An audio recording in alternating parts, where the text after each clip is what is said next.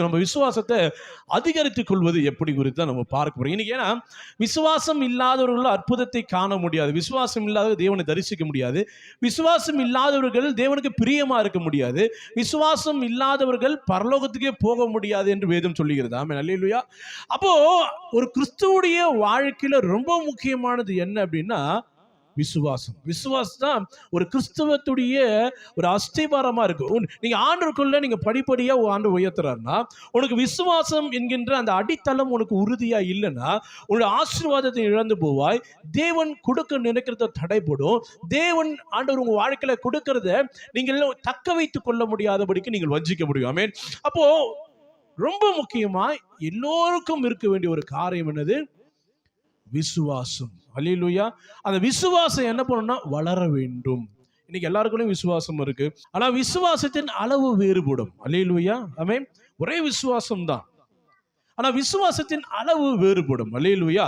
அப்போ தேவன் கொடுக்கிற கிருபையா இருக்கட்டும், தேவன் மன்னிக்கிற காரியமா இருக்கட்டும், தேவன் ஆசீர்வதிக்கிறதா இருக்கட்டும், தேவன் நம்ம வாழ்க்கையில விசுவாசத்தை வளர்க்கறதா இருக்கட்டும், இது எல்லாமே யார்கிட்ட இருக்குன்னா நம்ம கிட்ட தான் இருக்கு.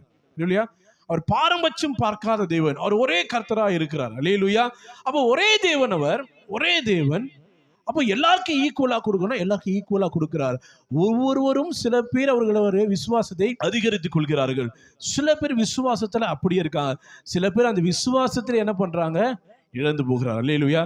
ஒரு வசனத்தை மட்டும் வாசிப்போம். எபிரேயரின் புஸ்தகம் 10ஆம் அதிகாரம் 28, 29 வசனத்தை வாசிக்க பார்க்கலாம்.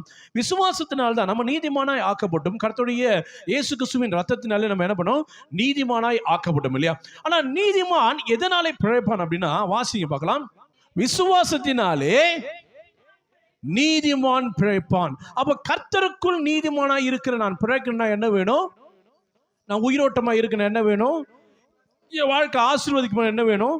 விசுவாசம் வேணும். அல்லேலூயா. விசுவாசத்தினாலே நீதிமான் பிழைப்பான்.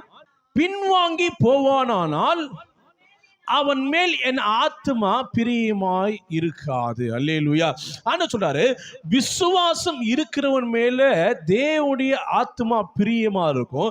ஆனா விசுவாசம் இல்லாமல் பின்னோக்கத்திலேயோ அவிசுவாசம் சோர்ந்து போனுடைய ஆத்மா மேல தேவன் என்ன பண்ண மாட்டாரு? பிரியமாய் இருக்க மாட்டார். அல்லேலூயா.